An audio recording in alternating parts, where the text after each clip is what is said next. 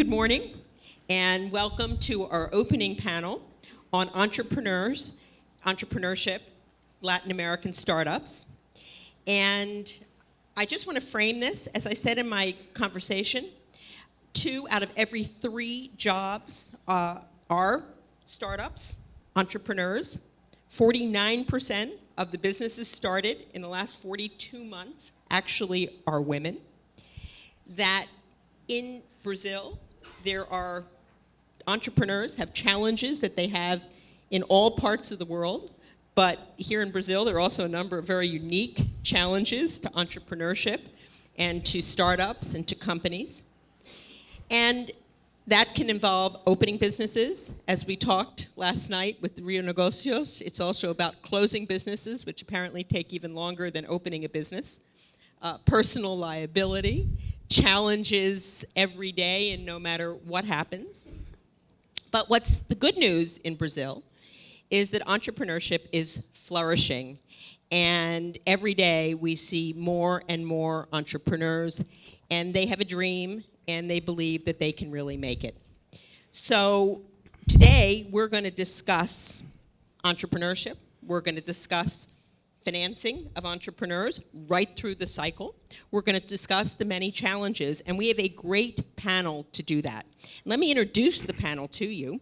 On my left is Francisco Alvarez-Demalde, founder and partner of Riverwood Capital Partners. They're focused on small and mid-sized technology companies, and that's a very important space because after you start up a company, you need several rounds of financing, and at the end, before a company goes public or whatever, is kind of the space I think that you'll talk about and where you're playing. On his left is Eduardo Klingenhofer, head of the Department of Funds at BNDES, and what most people don't know is BNDES has actually created 35 private equity venture capital type funds over the last few years and is very involved in this space. And so having him on the panel is very exciting. On my right is Marcio Kumarian. Did I say that right? Fantastic. He is the founder and CEO of Netshoes. It was founded in 2000. You have over $1 billion reais, as I understand it, in revenues. And if you search and you look for a very great example of a great successful entrepreneur, you ask 10 people, 9 of them will come up with Netshoes. So welcome. And finally, at the end is my friend Benjamin White from 21212, which is an Inc. Did I miss any? Any 2s or 1s? Got it, okay.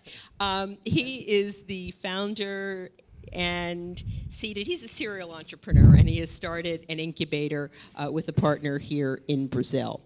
So what we're going to do, the format of the panel this morning is I'm going to ask a couple rounds of questions, and then we're going to really try to have a conversation and engage the audience in this discussion. So let me start, because I'm going to try to go a little bit as if it would be a cycle. So I'm going to start with you, Benjamin. And you're the founder of 21212. And so you meet multiple entrepreneurs. You see a lot of really great new ideas, some ideas and entrepreneurs you decide to support, and some you don't.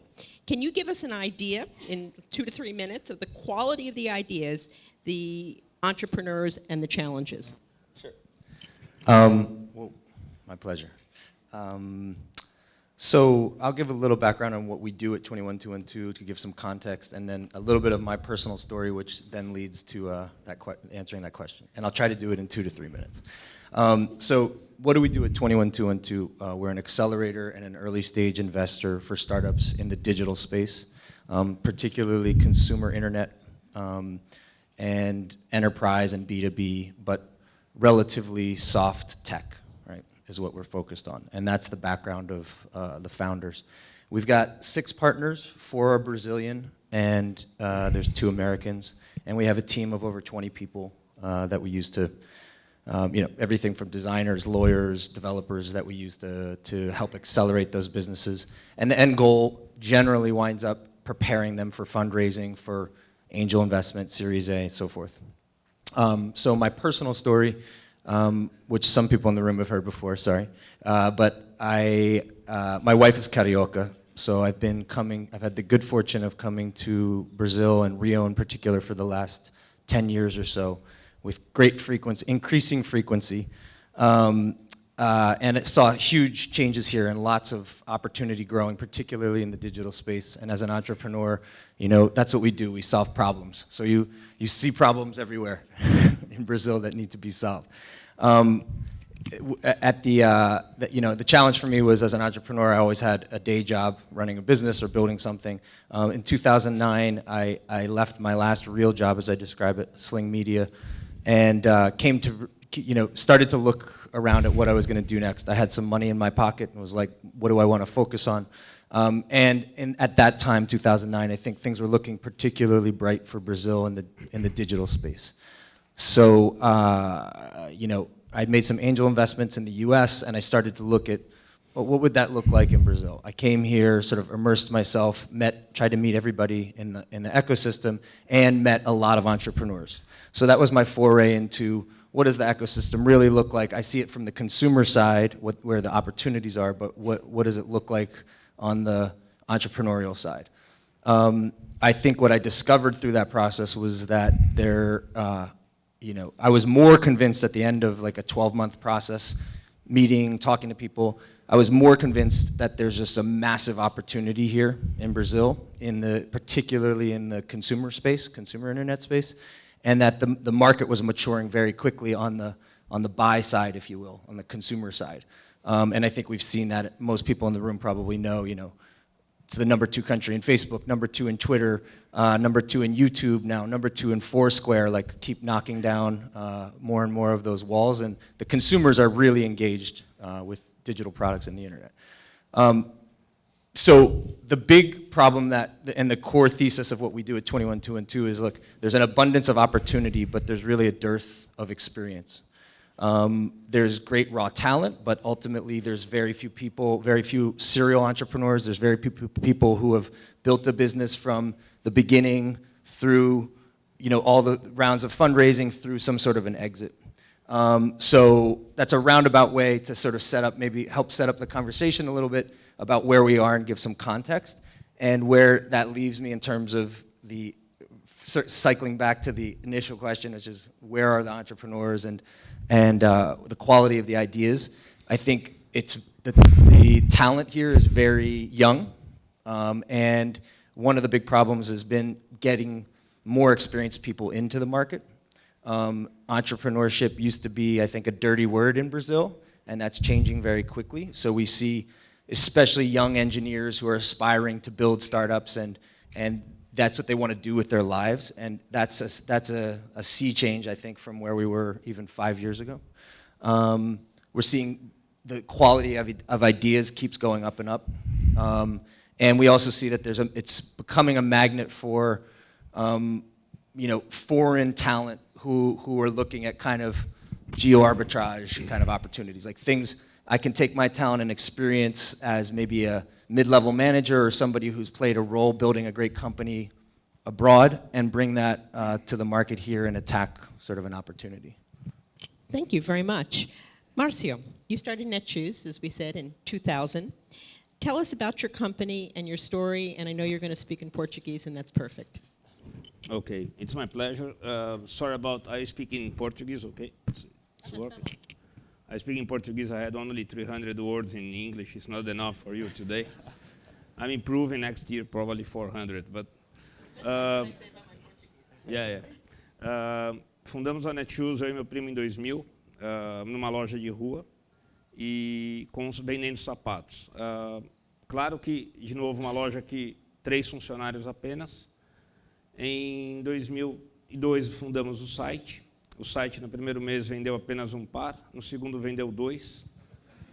Isso mostra já uma tendência de crescimento, né, 100%. E aí, claramente o e-commerce até 2005 e 2006, nós entendemos que o e-commerce vinha crescendo num ritmo muito forte, como você falou, uma big opportunity, e o físico não. O físico mantinha o seu ritmo natural de 8%, 9%. E decidimos fechar as lojas em 2007 físicas, que até então eram em torno de 6. Com isso, a gente deu todo o foco, que eu acho que é o que os entrepreneurs têm que ter, e fechamos todas as lojas físicas, demos foco para a operação. 2007 a 2009 crescemos cerca de 140%, 130% ao ano. Final de 2009, pela primeira vez, tivemos um round dentro da companhia, feito pela Tiger Global, primeiro investimento dela no Brasil. Em 2009 a 2012, continuamos crescendo muito forte, muito marketing, muita tecnologia e muita experiência. A Netshoes sempre muito voltada à experiência do consumo, que no Brasil foi muito castigada durante todo esse tempo. Então, a Netshoes manteve dentro do seu core muita experiência, muito atendimento, toda a operação própria, tanto o call center como o warehouse. E até 2012, saímos do zero em 2000, atingindo 1,2 bi em 2012, gross revenues. Quase 30 mil pedidos dia, 44 mil itens, e a Netshoes se especializou hoje em sporting goods. Vendemos apenas sporting goods pela internet, trouxemos sites, tecnologia americana para o Brasil, onde o Brasil não tinha uma tecnologia ainda que propiciasse uma conversão melhor dentro do site, e toda a operação, como citei, foi feita dentro de casa. Muito obrigada. Francisco, so you're investing in later stage companies. Can you frame the opportunity as you see it, and also comment on the quality of the founders and the CEOs and the companies that you're looking at, please?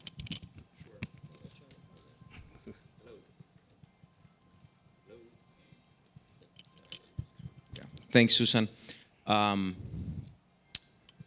First, going back to what the mayor said, my name is Francisco. I'm originally from Argentina, like the Pope. And the Pope is coming to Brazil for his first big thing, and I've been coming to Brazil for for more than a decade, and it's my main focus. So, trying to emulate the Pope. Look, the opportunity that we see, we invest in as Susan said, we call it middle-sized companies. We try to partner with entrepreneurs and companies that already have certain size and relevance, and really help them, move to the next level or create even a bigger company, a regional company, globalize, etc. And in that space, we have the opportunity. We have a global fund, so we can invest really anywhere. And really, our main focus over the last 5 years have been the U.S. and Latin America, and in particular Brazil. Even though we have a very strong footprint and expertise in China and India and other places. And Brazil to us has been a big focus, I think for a lot of things. One clearly relates to the macroeconomic situation and all the growth that most of you know very well. But also it relates to the quality of entrepreneurs and businessmen that you find in Brazil. We have this benefit of comparing opportunities across the board and across countries and emerging markets, and we feel really comfortable doing business in Brazil. I think the culture in the country is much more similar to the US than in other emerging markets.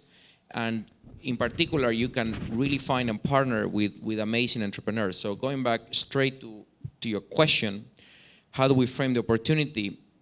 I think you have clearly long-term opportunity in terms of economic growth, size of the economy, size of the technology markets, opportunities, etc. from a macro perspective. You also have a favorable environment to do business. And third, you can partner with good people, nice entrepreneurs, good businessmen, people that really you can build a partnership, a long-term partnership with. For us as investors, is really important. Even if you have the opportunity, but you cannot really partner with good executives or people you can trust, it's very difficult to create good companies and at the end of the day to make returns for our investors. So I think it's a great opportunity. We're still, we have done ourselves really well here for us over the last 5 years, and we feel as excited for the next 5 years or 10 years as we were 5 years ago.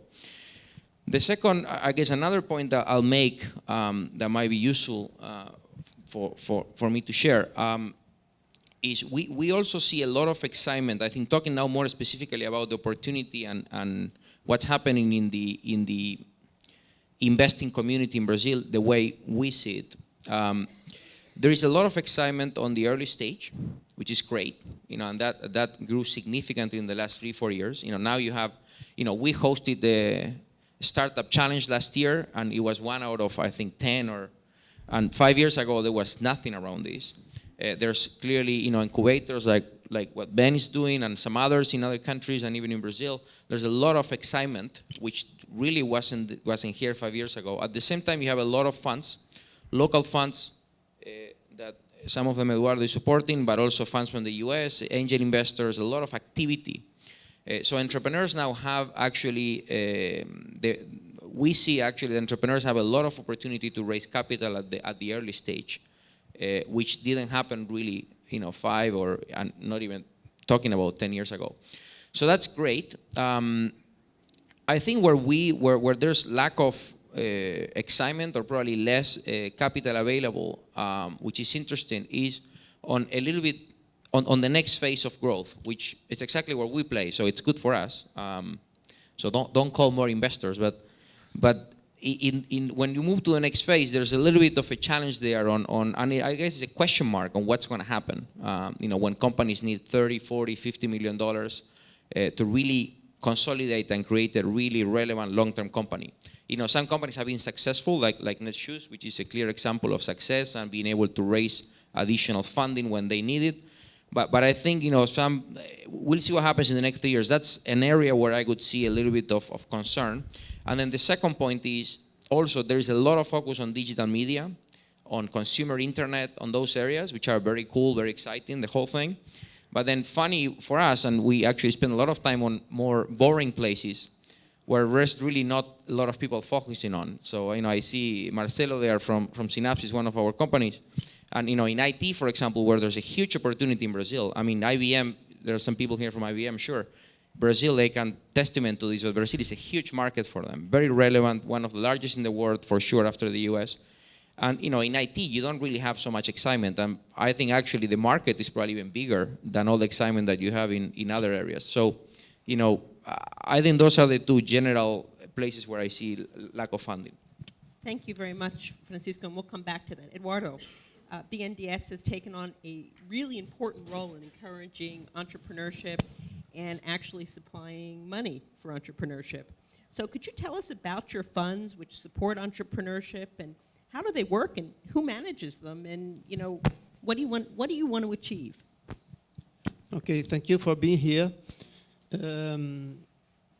BNDES, actually, as I said yesterday with the meeting with some of you, BNDES is not only a financial bank for the big companies like CVRD, Petrobras, or Klabin, all these companies in the stock market. Since the end of the 80s, we have done the entrepreneur support for innovative companies. There was at that time the CONTEC, which was a program towards the small companies.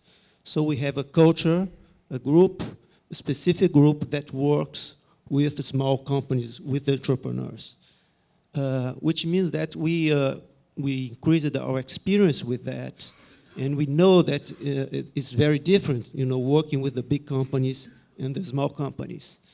And working with these small companies, we can exchange and help in monitoring them directly, because we have stakes directly in these companies, or through the funds, which started on the mid-90s, the venture capital, which was in the very beginning at that time, and BNDES perceived that it was important to bring other investors, to bring it, which was very difficult, institutional investors that start at that time, the pension funds, multilateral banks like IDB, for instance, they are partners with us, FINEP,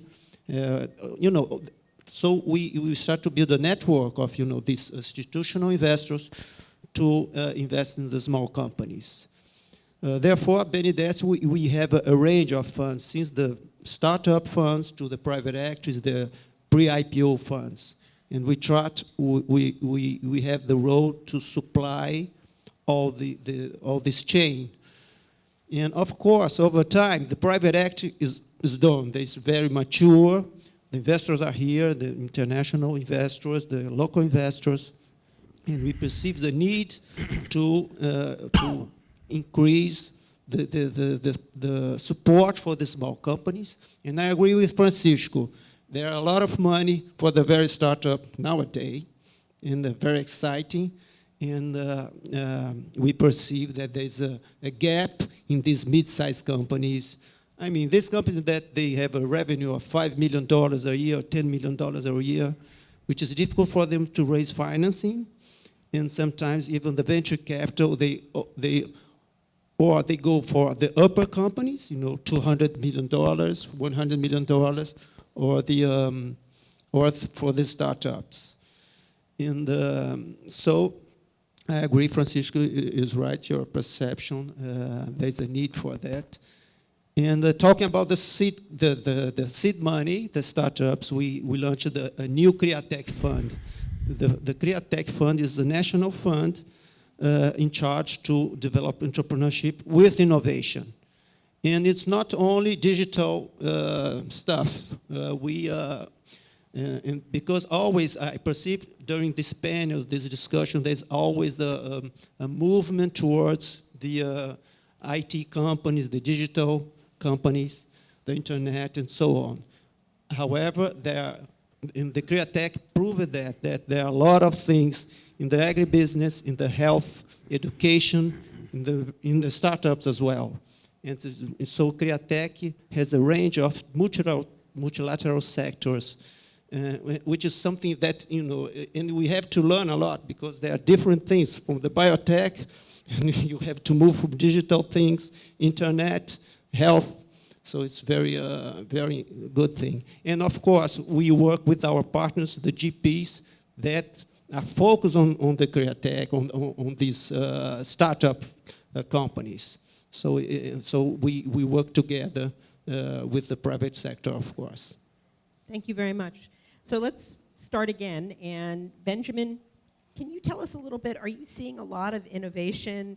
Are you seeing a lot of real technology? Are you seeing any great innovative technologies? I mean, what are you seeing out there?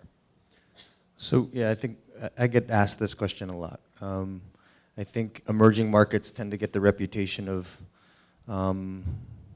building a lot of copycat businesses. So you look abroad and see things that worked and then bring them to less developed markets. I would say that there's definitely a significant portion of at least the businesses we look at. It's probably 70, 80%, references, let's call them. I think it was Anderson from Redpoint. I think I have to attribute the quote to him, which is, in first world markets, they call it competition, but as soon as you're in an emerging market, it's a copycat. And I think that's worth pointing out because it's sort of an elitist kind of descriptor, but there's plenty of businesses in the US that are all going after the same core consumer problem or solving the same problem. And I think as an entrepreneur, I think there's no shame in that at all. People seem to be very conflicted philosophically about that, but we say, hey, anything to reduce your risk and increase your chances of success. And I think in an environment where you have, this experience gap that I'm talking about, it makes sense to go after businesses that have been validated elsewhere, right? So we see a lot of that, and we embrace it for sure.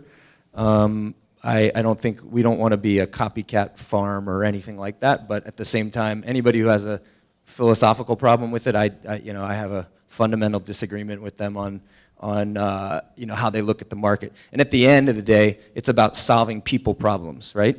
And as the world gets flatter, we all have a lot of the same people problems. And like I was saying before, we see so many low-hanging fruit opportunities in Brazil that there's things that don't work here in the analog sense, right?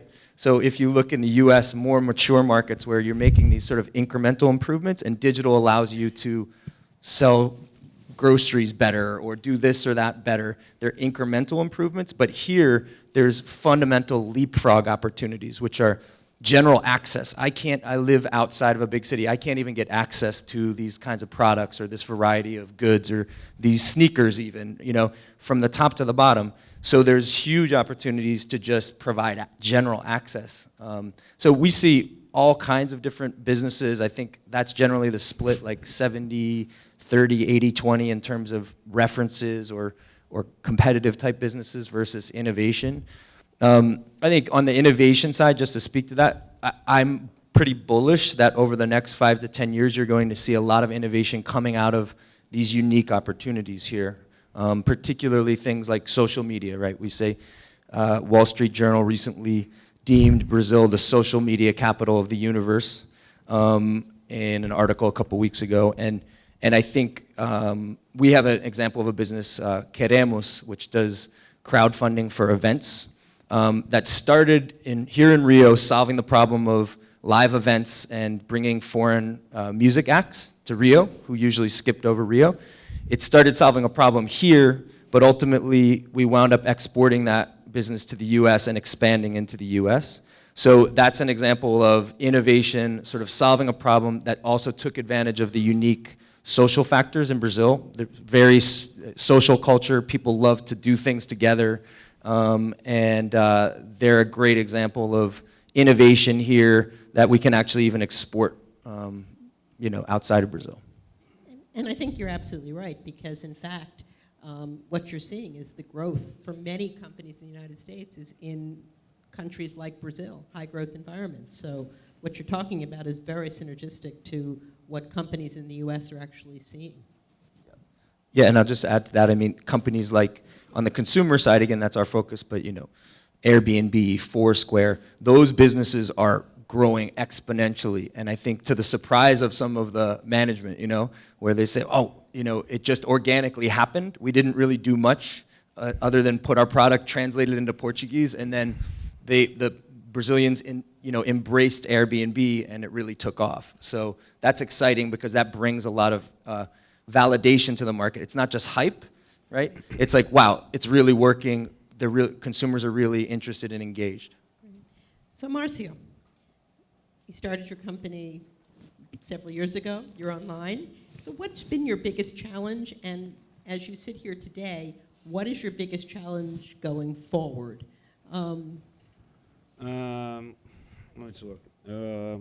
No começo, eu acho que uma das principais dificuldades, não foi apenas uma. Primeiro, o ambiente tem que ser mais propício para o empreendedor aqui no Brasil. Recentemente, nós abrimos a operação na Argentina e no México, e claramente você vê diferenças entre abrir uma operação na Argentina, muito mais burocrática, muito mais parecida com o Brasil, do que abrir no México, onde foi muito mais rápido, em termos até de montagem do business. Então, primeiramente, a gente tem que ter um ambiente um pouco mais rápido, porque quando a gente fala de tecnologia, quando a gente fala de inovação a cada 6 meses ela não é mais inovação. Então, se o governo não acompanha e não dá esse ambiente propício para os empreendedores, a ideia nasce, mas ela acaba não sendo executada. Então, acho que uma dificuldade e que o governo tem que ajudar, principalmente uma legislação muito mais rápida e adaptada para as médias e pequenas empresas, para que elas possam rapidamente colocar as ideias em prática e não depender de abertura disso ou daquilo, uma conta bancária, todo esse tempo a ideia já foi copiada. Uma segunda dificuldade, especificamente no nosso caso de e-commerce, que é uma indústria que cresceu muito rápido num período onde praticamente não existia ninguém, é um modelo que eu chamo um pouco de modelo cruel do mercado brasileiro, inventado nos anos 2000, 2001, onde se vende em 12 vezes, 15 vezes sem juros, se recebe o dinheiro com 180, com 200 dias, mas você tem que pagar o fornecedor com 60. Bom, não precisa ser nenhum grande gênio para perceber que quanto mais você cresce, mais buraco você abre. Então, essas dificuldades, o mundo ideal, que seria um mundo rápido, com o mundo cash, o mundo à vista, o mundo American, onde a gente consegue vender muito, e vender muito é legal, quanto mais você vende, mais você cresce, você deve chegar mais feliz em casa.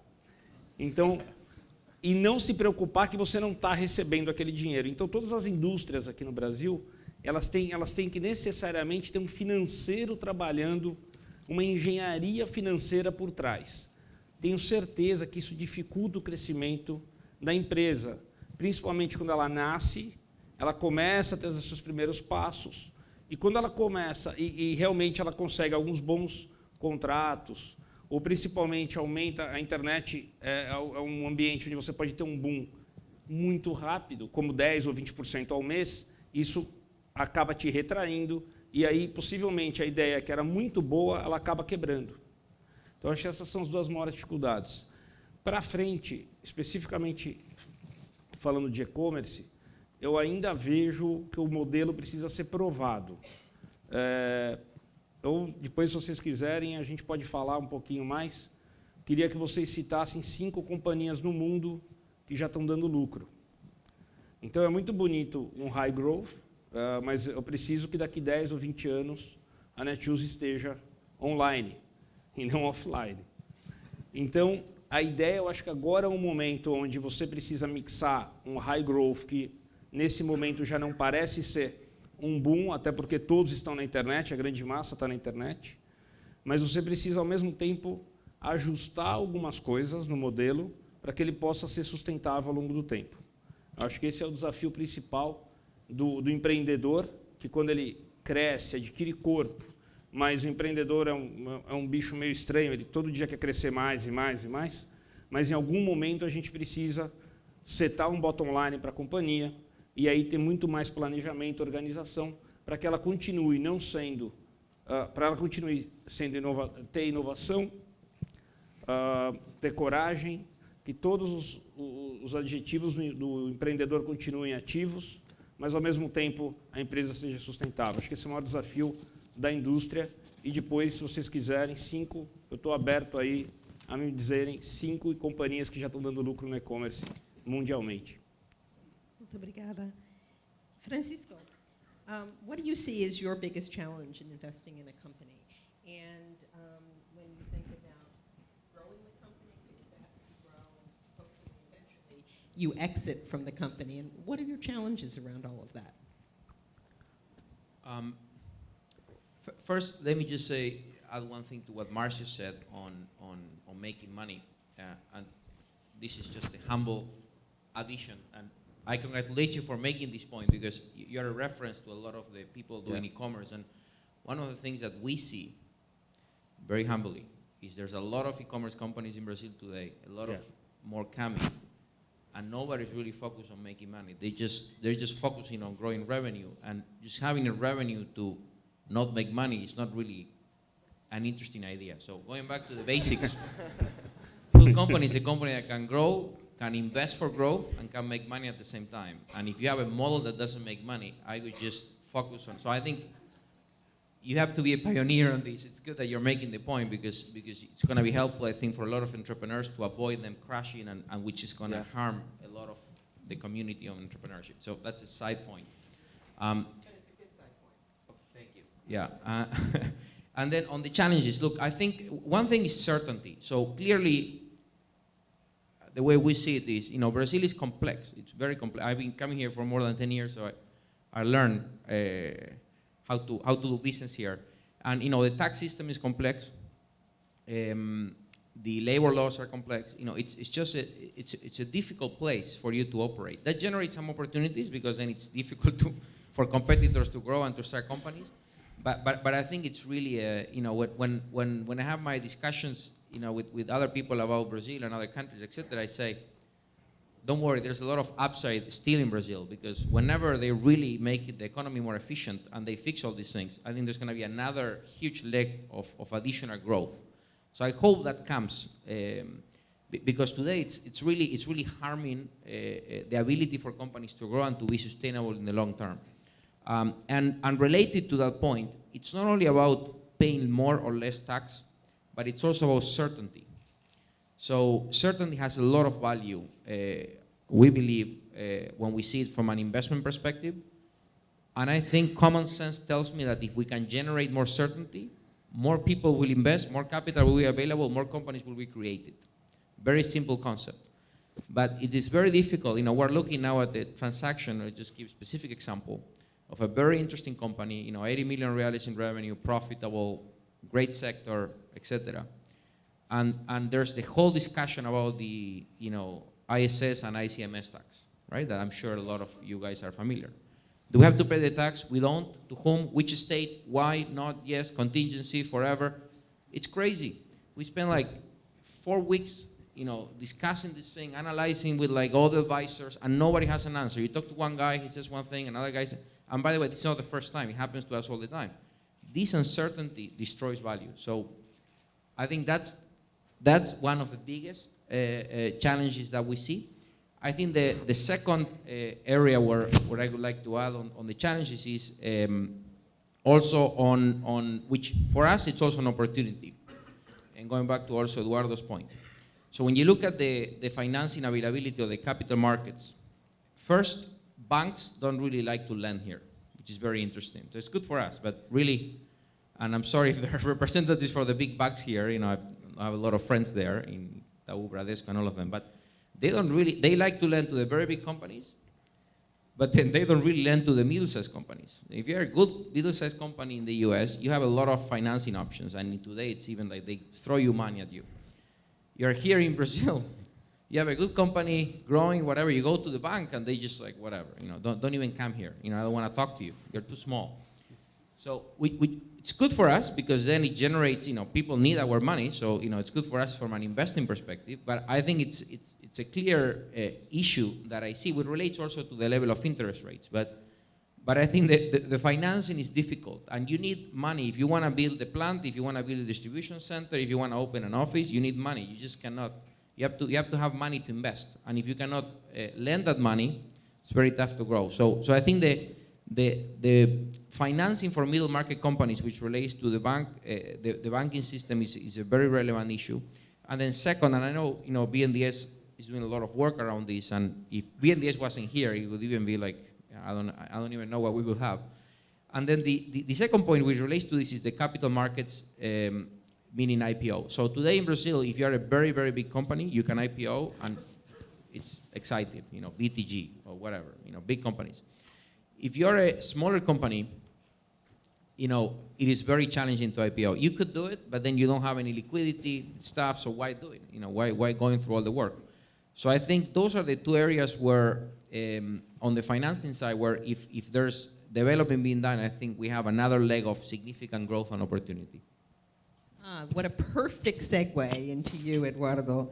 And so I want to know, what is your biggest challenge, and how do you work with people like Francisco and Benjamin and other venture capitalists all along the curve? And finally, respond to what Francisco raised about liquidity, capital markets. Should there be an exchange for smaller companies in a place like Rio? And would BNDES seed something like that? Okay, yeah, that's a good point. Going for the last question first is about the liquidity. This is something that we have worked through since the last 10 years, the stuff of liquidity, because without liquidity, we cannot bring the financial investors, the VC. And therefore, we are working very hard with the group, with the CVM, and the Bovespa, to develop the Bovespa Mais, the Bovespa Plus, which is a market for the companies, the mid-sized companies, so that they can raise money in IPOs. And it's something that we can do that. We know that in UK there is an A market.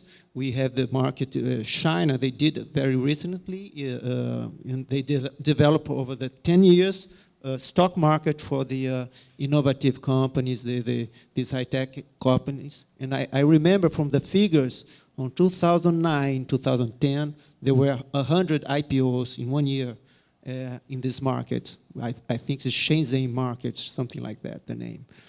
So it's very important, and we know that BNDES has a key role to help to flourish this market.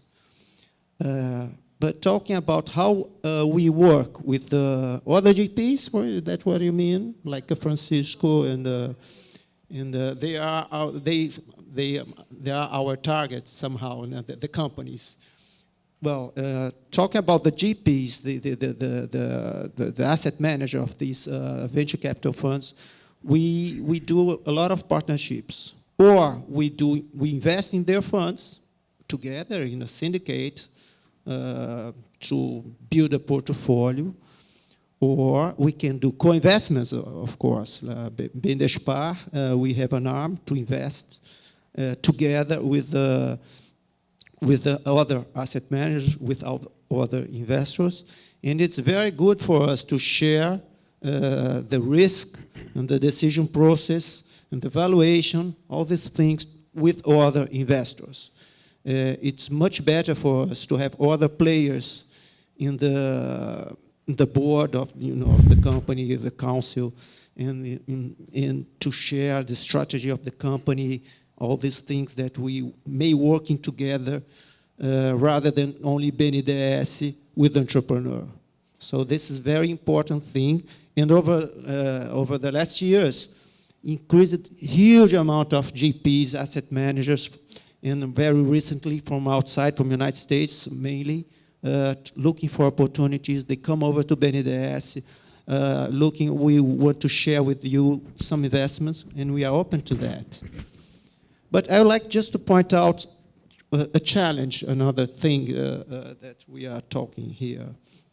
And talking to the very startups, and from the Criatec experience, besides all these things that have been raised here about taxes and the environment, I'm talking about the mindset of the new entrepreneur.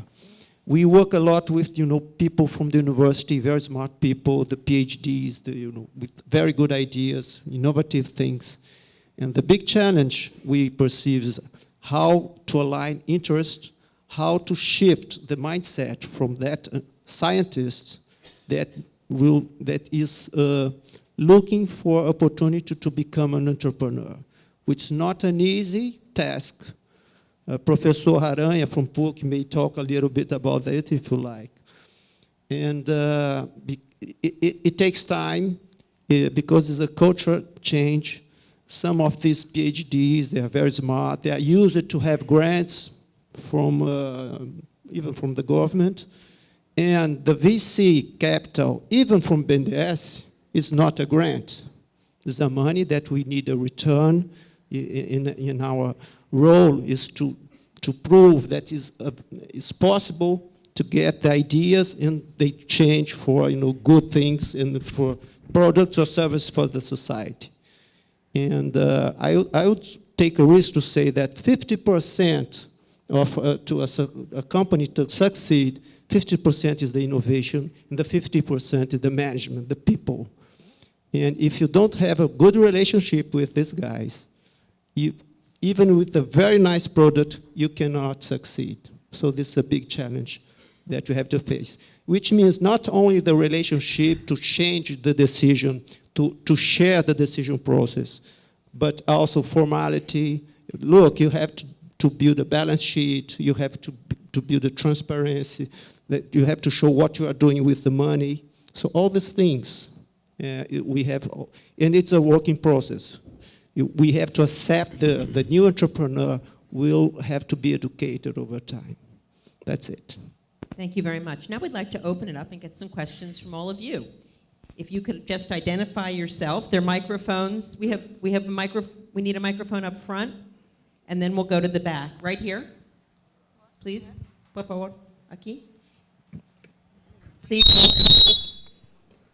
Please identify yourself. Good morning. My name is Otávio Pitaluga. Congratulations for this wonderful event, wonderful panel. My question is specifically for BNDES, for anybody into the angel, very, very seed capital. And taking a hook for the speed thing, the speed factor. It's very important that you, from the idea to the implementation, and then you have that 50,000, 100,000 to make it through. And as far as my experience is concerned, Fundo Criatec may take a long time, more than 6 months, in order to analyze the whole thing and have to compete with other projects in order to be hopefully a win. How can we make this decision shorter in order to provide the seed capital to young entrepreneurs in a way that they can really go to the market and prove their idea in just 3 months' time, or 6 months' time, hopefully? Okay, this is an important question, and I have to clarify some topics that you raised here. One, you may have a very good idea, the entrepreneur or the scientist, but first thing, he has to build a project, a business plan. So if you go to any school of entrepreneurship, you need to build a business plan. And we may even, the GP of the Criatec, he may help to build a business plan. This is one of the things. And for the startup, it's something that maybe is a new market, something that we must be tested, which means that an assessment of the market or in the thing that we are planning to support, the innovation, and many of these things, they have issues like the patent, if it's irregular with the university. The second thing, for instance, is something for pharmaceuticals. For instance, we have to see the regulator. So it's not an easy. It's not something for the retail market. Sometimes it's something that which is a technology that needs to a regulator to approve, for instance. And finally, the valuation. Sometimes the perception are very different. Sometimes the entrepreneur he believes that his idea or his innovation is $10 million, and we don't, and we believe it's $1 million. So, and to share and to match the same idea of the valuation, and we do partnership agreements, okay, a shareholder agreement, which we have a lot of clauses that we have to negotiate. The freedom of the entrepreneur, how long he can go, because now, as long as the money goes there, and it's a new partner, so he needs to share the decision process. So it's not a complex thing that people think is a bureaucracy. It's not about bureaucracy. If you go to a venture capital fund, maybe the decision process might be quickly, because it's a private money, but it's not only that. Because we are partners in venture capital funds, not only Criatec, and it takes 6 months for the negotiation process. It's not about bureaucracy, it's negotiation. And it takes time, even 1 year, for to develop and to match the same thing, to accomplish an agreement, okay? So it's just there is some bureaucracy, but it's not the point. The point is much more about negotiation. Okay. Sure, yeah, I could add my 2 cents. First of all, I agree about the speed, and I often think of startup culture as becoming more and more universal, right? So, anybody who's an entrepreneur, I don't care where you are, you probably read the Lean Startup in the last 18 months, right? We know we have to move. There's this sort of universal elements of startup culture. It's moving fast. It's build, measure, learn. The bar, at least in a lot of the softer tech, the cost of investment to get into the game is very low. And so I think where that naturally winds up is we need more engagement from angels. We need more engagement from individuals, wealthy individuals, people who have experience, executives who see opportunity here to start writing checks. I don't think we can rely on the government at that very early stage, because it's always going to be high risk, high speed, and it's like water, right? It's going to find the quickest path always, and that's the way it should be. So I think we have to find ways to start to get more people engaged, and that's certainly something we're focused on, right? Establishing credibility so that you can grow that part of the ecosystem in the early stage. When investors come and look at our companies, we want to have all of those companies documented the right way. They're all clean essays or limitadas. They don't have liabilities. You can rely on the paperwork being the same way and things being done the right way. So if you're ready to write a $50,000 check or a $100,000 check, you don't have to do 6 months of due diligence before you can make that check. And I think ultimately it will become Darwinian as more and more people get involved. It will become whoever writes the check the fastest is going to get in on the game, and if you don't, then you're going to be left on the sidelines. And one quick anecdote too, to relate it back to what we saw in the U.S. Right? There's all of this talk about, you know, early stage, and did VCs like institutionals get pushed out of early stage by angels and then super angels, they were calling them, right? So groups of investors who could write sort of bigger and bigger tickets, but they could act faster. They could meet you one day. They knew the fundamentals of your business because a lot of them were successful entrepreneurs, so they didn't have to do 6 months of understanding how does this business work, how does e-commerce work, how are we going to handle logistics. They did it themselves, and then they have a comfort level and a basis that's in a completely different place, so they could vet those opportunities, meet you, do a short due diligence period, ask all the right questions, and then feel confident to write a check. And that's changed completely that early stage ecosystem in the U.S. That's a really good point. We have a question back here. Could you not only state your name, but also your affiliation? Ok. Bom dia a todos. Marcos Felipe Magalhães, Instituto SOI e associado à PUC. I will go in Portuguese because I have a question to Márcio.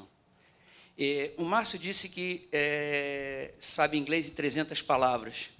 Só que você sabe as 300 palavras certas, pelo visto. E não precisa mais do que isso, os gross revenues, todos os outros aspectos que você está colocando. Essas 300 deu para entender 85, 90% aqui. Então, a pergunta que eu queria lhe fazer, muito objetiva, é que você descreveu o crescimento da Netshoes de uma forma muito linear. E a minha pergunta é que você conseguiu escrever essa história a partir de que diferença que fez você ser destacado da multidão? A que você atribui esse seu crescimento de ser o primeiro a ocupar essa posição? A questão de inovação em tecnologia, tecnologias de cross-docking, alguma diferença competitiva, o que você conseguiu organizar nesse seu texto, com as palavras certas, para conseguir fazer com que a Netshoes seja não apenas um empreendedor de sucesso, mas alguém que possa realmente servir de exemplo? É essa lição que eu queria ouvir de você. O que você atribui ser o ponto fulcral do seu crescimento? Não, primeiro, muito boa pergunta. Primeiro, a companhia, quando ela é uma companhia de nicho, a Netshoes ela não vende geladeiras ou televisões, que vocês devem imaginar que carregar uma geladeira por aí não é muito fácil. Mas a Netshoes, primeiro, ela focou o seu business. Quando a gente tomou a decisão de fechar as lojas físicas e colocar naquele momento os 25 funcionários em 2007, foi uma decisão correta, uma decisão onde a gente focou no business e tinha um nicho muito bem estudado. E não tinha, naquele momento, nenhum outro competidor fazendo isso, nem aqui no Brasil e nem em outro lugar do mundo. Você fala, mas por que vocês optaram por esporte? A gente acredita que as marcas de esporte hoje são poucas, as marcas relevantes no mundo, e com isso, e são mundiais também. Você não tem uma variedade tão grande de produtos. Com isso, quer dizer, foco e nicho, a Netshoes começou a ocupar um espaço que não existia, e o Brasil tem uma outra característica que ajudou muito o desenvolvimento. O Brasil tem um interior fraco. O que é um interior fraco? Ele é muito forte. E quando a gente veio de 2005 ou 2006 para cá, com o crescimento da renda, o interior não tem capacidade de acompanhar esse crescimento em desenvolvimento. Então, você não vê um Walmart em cada cidade do interior, como você vê nos Estados Unidos. Os Estados Unidos, uma cidade de 80 mil habitantes, tem praticamente a mesma infra de uma cidade de 500 ou de 1 milhão. Então, o e-commerce se tornou uma solução para o país. Um país onde a logística é ruim, um país onde os aeroportos são ruins, então você tem uma dificuldade de mobilidade, nada melhor do que a gente levar o produto até a sua casa. Então, a Netshoes focou, teve um produto nichado, um produto de fácil manuseio, que essa é a dificuldade do país em termos logísticos, e a gente conseguiu, de 25 pessoas em 2007, atingir quase 2.000 hoje na Operação Brasil. Principal, independente, vocês ouviram muito falar sobre o comércio eletrônico no país, a Netshoes se preparava para o crescimento. Então, não é que a gente gostaria de crescer 130%. A gente fazia alguns planos onde podíamos crescer entre 80% ou 150% e trabalhávamos antes na estrutura para suportar o crescimento. É um pouco da história do Tostines, né? Quer dizer, quem vem primeiro, então a gente se preparou e depois cresceu. Eu acho que nicho, foco em um mercado que não existia, com o interior também não tão muito forte em termos de consumo, mas muito fraco em termos de oportunidade, de oferta, a gente conseguiu crescer e não tirando a experiência do consumidor. Então, o atendimento para nós, que foi caótico em 2010, para todo o e-commerce brasileiro, para a Netshoes a gente passou super bem o Natal. Hoje a Netshoes é o único entre os maiores players do país a ter o certificado de ótimo, pelo Reclame Aqui e pelo Procon. Então, o foco no nicho, foco em experiência, levou a Netshoes ao sucesso. All right, I have one. We got a question over Twitter. So the question over Twitter is, how can entrepreneurs help people in the slums to become entrepreneurs? It's really a question about social entrepreneurship. It's a great question about role models. And maybe Benjamin, sure. And then Marcio, you want to just comment just quickly? Yeah, I think the key to getting people engaged is, I don't know, I'm a consumer guy at the end of the day, so I like to see, what are people already engaged with, not necessarily creating completely new behaviors. And one of the things I think is the most promising is that you see the aspirations towards sort of digital and connectivity already playing a huge role in the communities. And what, for better or for worse, the thing that it seems people are aspiring to and getting more engaged with is smartphones, tablets. You see more and more, people in class C and D who are engaged digitally, and that becomes, that's what's leading also to these numbers, right? And becoming the social media capital of the universe. So I see that as an incredibly powerful on-ramp to getting those people engaged where there was a bigger divide before. So what are you doing in social networks? You're using those things on a day-to-day basis. How can we turn that into a kind of like a learning opportunity to make a career out of that now, and create the sense that that's a path for people. Marcio, how do you feel about being a role model to help entrepreneurs, or help encourage entrepreneurship for the less wealthy classes? Agora eu vou precisar da ajuda aqui do Benjamin. Qual foi a pergunta?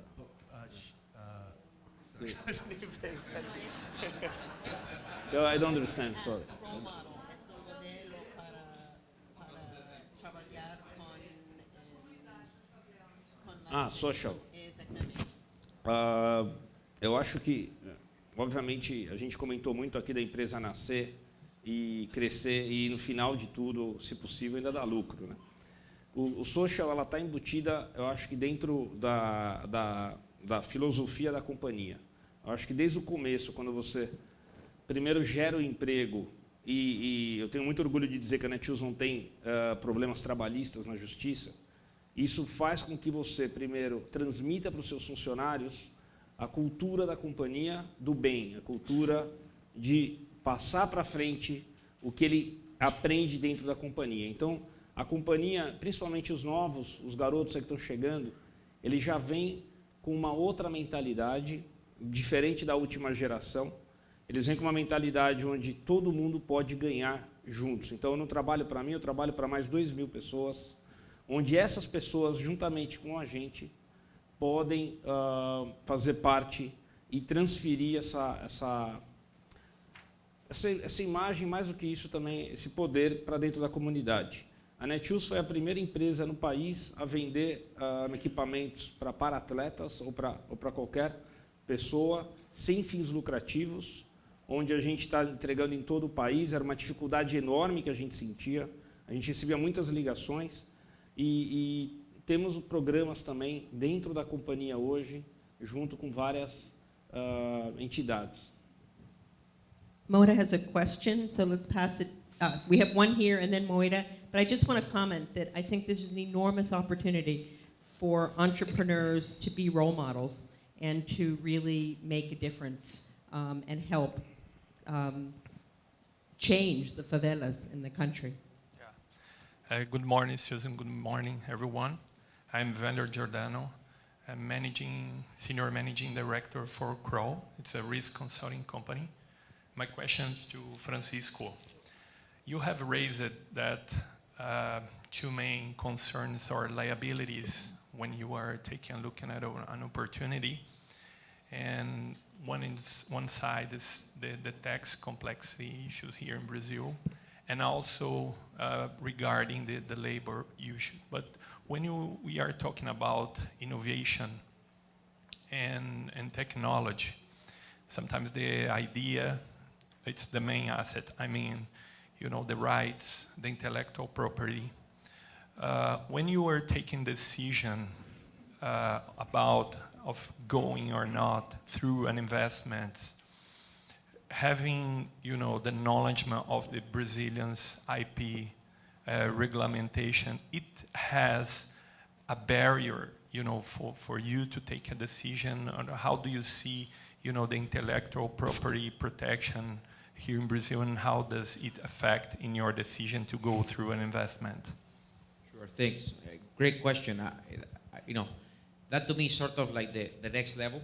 I think if we fix the first one, then we can move into the next one, which clearly it's a point. Today, and just to add to the comment about innovation, what we see, we're pretty global as an investment firm, and our experience is a very global experience. And we have our companies, some of them are very global. And what we see, which is amazing, if you think about it today with the access to information and communication and connectivity, someone in the middle of Brazil, in the Northeast, in a small city, can actually be seeing the same information and learning the same thing that someone in Silicon Valley today is seeing. This seems to you now a simple concept, but it's not. 15 years ago, that was impossible. So if you are not in Silicon Valley, you just didn't know what was happening. Today, we have one company, for example, that develops software for Google, Yahoo, the big companies. And we have engineers in very small cities in Latin America that are actually learning, seeing, interacting with exactly the same technology and the same complexity than anyone in Silicon Valley. That to us is a very clear trend, and it's going to change a lot of things. So innovation, in our opinion, with both the macroeconomic growth and the growth that you have seen in connectivity and globalization in the world, will actually start to pop up from different places. And Brazil clearly, in our opinion, will be one of those. From an investment perspective, you want to make that innovation sustainable. Someone said something really smart, which is, innovation is interesting, but then if it's not sustainable, what for? You need to have clearly specific and relevant property rights, and intellectual property rights in particular, which clearly the US is an example of that. I mean, this is not only a challenge to Brazil, it's a challenge, it's probably an even challenge in other places, and not to get into a political discussion, but clearly that's the place. And so when for example, to be specific now on your question, when we look at software companies here in Brazil that develop their own software, we have one of those, actually two, we don't really spend too much time diligence the legal IP, because we just think it's going to be difficult to enforce anyway. So at the end of the day, our analysis is more of, okay, we have the expertise, we have the customers, we have the experience, etc. And in a way, we're taking the risk of someone else, leveraging some of that knowledge, and in a way, in code market, stealing our software. So if Brazil had a stronger IP right, I think you could actually pay bigger prices for this, and you can actually put even more money into creating more software or more different type of innovation that can be protected. So we have 1 minute, but Moira, you have one question? Hi, my name is Moira Pasestensoro. I work as a managing director for Brazil of the Latin American Bank, CAF. And my question is specifically about the database where somebody from the communities, favelas, an entrepreneur, where can he find the angels? Where's the database where if there's somebody like all of you, how can I approach you if I'm in La Mare or Santa Marta or La Rosina? And the second thing is that one thing that it's really going on in terms of the communities is that we're working with a big community here in Rio, La Mare, and the community started doing a census on what were the entrepreneurs that existed in the community. And this census, it had never been done by IBGE, the official institutions. So the community started doing it because the community is very big, very large, and they don't know each other within the community. So in order to promote more commerce within the community, they started up a census. So it's like a database that you can start with. And again, this should lead to take them to look for angels. But my question is, where is the database where they can, besides BNDES, okay, FINEP, okay, we know them. But all the rest of you, where are you in the internet? Does anyone want to try that? I mean, I'm still looking for the database. If anybody here has it, I would love a copy of it. Do you have anything, any comment?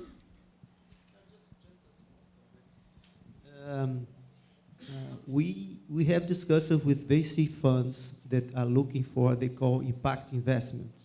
And they are looking for opportunities and entrepreneurship in these environments that may help to impact in these communities.